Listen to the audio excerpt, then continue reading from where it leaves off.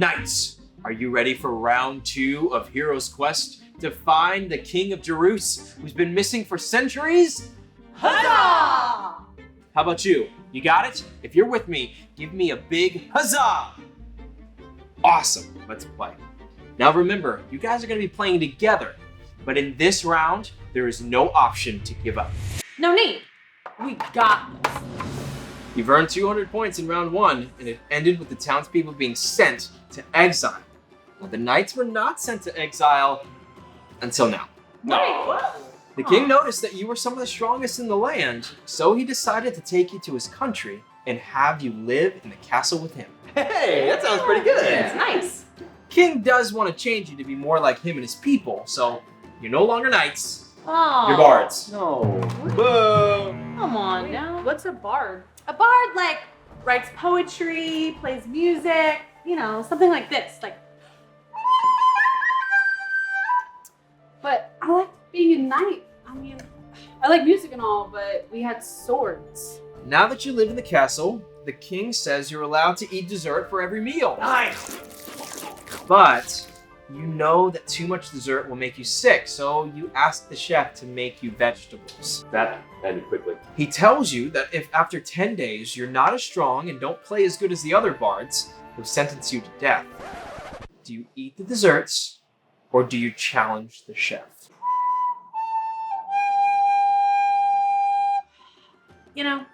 I've never known vegetables to be like a do or die situation, and I don't even really like vegetables all that much, so I say we eat the dessert. But we used to be strong knights. I mean, let's trade our flutes in for swords. I say veggies. Yeah, I'm more of a keys guy myself. Don't really like the flute. So let's challenge the chef. Okay. Here we go. Just as suspected, you became stronger and more talented than all the other bards. By day 5, everybody was barfing chocolate cake, but not you. Now, the king has had a dream, and he needs you to interpret it. No one else has been able to do it, so if you choose to interpret it and get it wrong, you'll die. You can also choose to not interpret it, but then the king will be angry and you'll be forced to go on the run, skipping all the way to round 3 and losing points. What is with this round? It's so do or die. I mean, we're just bards. It shouldn't be this high stakes. Right, but I think we should interpret the dream. Now that we've had these vegetables, it's made us more talented than everyone else. Let's interpret the dream. All right. You were right. Yeah, you did have the talent. You interpreted the king's dream correctly, and he was so impressed, he's considering making you a knight again. Ooh, one of the king's court jesters is super jealous of how much attention the king's been giving you lately. He's tired of all the flute playing. The king has been having you perform every night, and he loves you so much. The court jester knows how badly you want to go back to being a knight, so he tricks the king into creating a law that outlaws all swords and sword fighting. Do you give up your dream of becoming a knight again and accept being a bard forever? Or do you still practice your sword skills?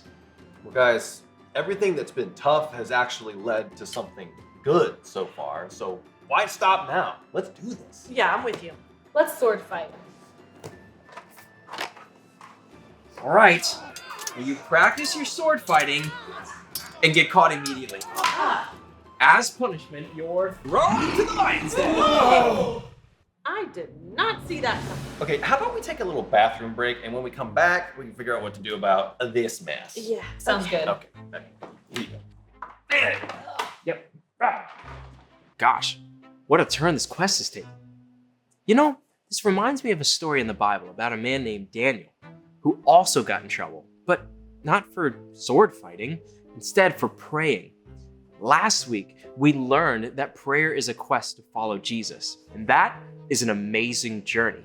So you may be wondering, what's so bad about praying? And I will answer that question with a question. When do you pray? Maybe it's before the food hits the table or before your head hits the pillow. Now, all of those times are good, but Daniel got in trouble because it was part of who he was, and he just couldn't stop.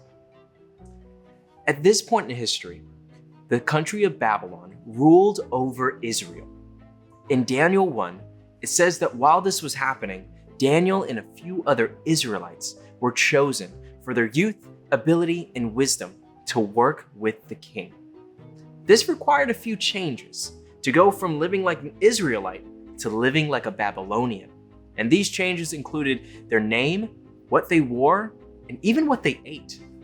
Can you imagine going to a completely different country like Japan and wearing a kimono and eating with chopsticks and learning Japanese?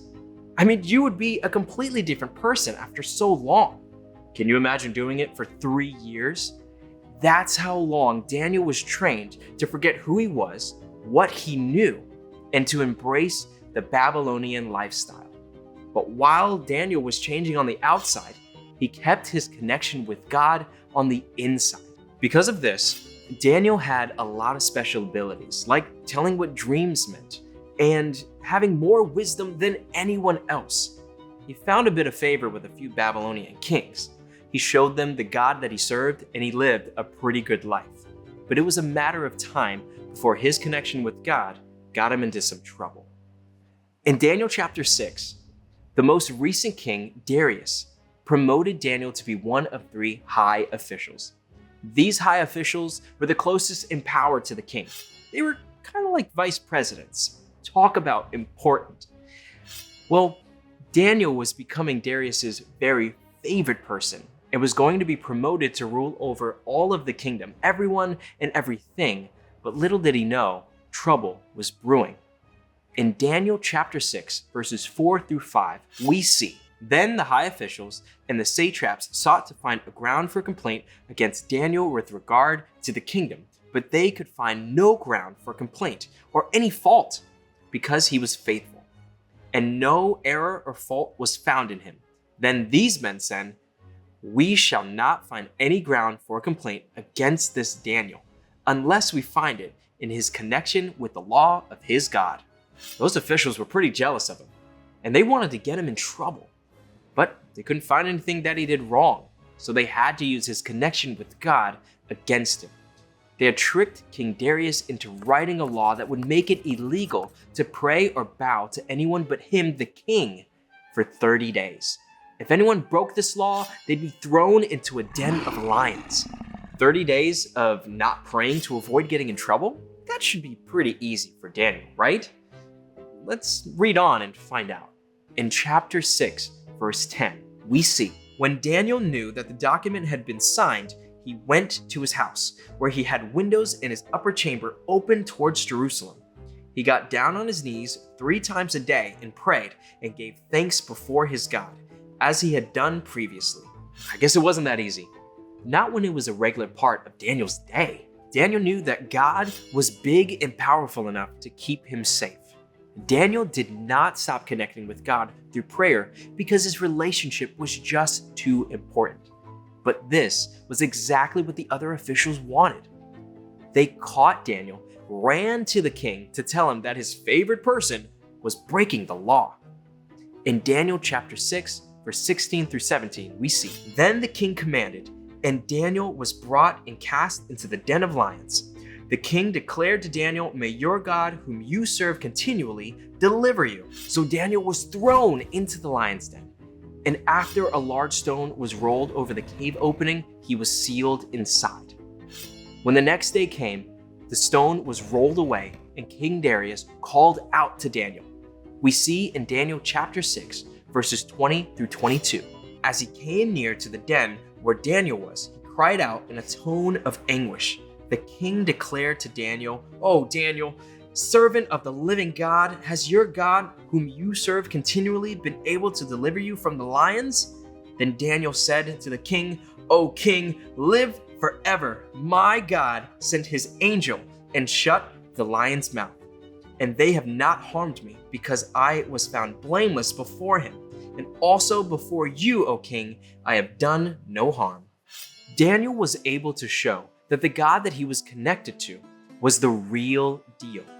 And King Darius shared with the entire kingdom that the Lord was the one true God. In the face of opposition, Daniel didn't stop doing the one thing he did every day: pray to God. His relationship with the Almighty, all-powerful, all-knowing God was just too important for him to lose. And because of this, He was given not only what he needed to make wise decisions, but be kept safe from danger. And in 1 Thessalonians 5:17, we read, "Pray without ceasing," which means to pray without stopping. Now hold on.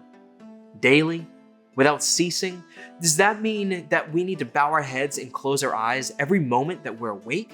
No, that's dangerous, so watch where you go. It really means to stay connected to God. Imagine if you were on the phone 24/7. Sure, you'd be interrupted, but you can pick up the conversation at any point. This is what it's like to stay connected to God. And it's with this lifestyle that we can have our hearts open and ready for whatever He asks us to do. Keep praying to God, and we'll never be without help or guidance. So now, before we see if they figured it out, let's do our big idea. Are you ready? You have your helmets? Your swords? Stand up, everyone. Count of 3. 1, 2, 3. Seek God. Find God. Oh, hey guys, welcome back. Where were we? Ah, yes. You have to try and live through the night in the lion's den. If you do, the king will let you live. Do you, with your new talents, play a lullaby on your flutes to get the lions to sleep? Or do you use your night skills to fight them off? I'd say the second option, but we don't have our swords in the lion's den, do we? I think we need to stay true to who we've always been. Knights! We choose to fight off the lions. Huzzah! A mysterious figure in a white cloak appears in the den, giving you each a sword before disappearing. You fight the lions and live through the night. The king is sorry for falling for the jester's tricks. He grants you knighthood once more. You receive 500 points and move on to round 3. Huzzah! All right, Alex, your turn.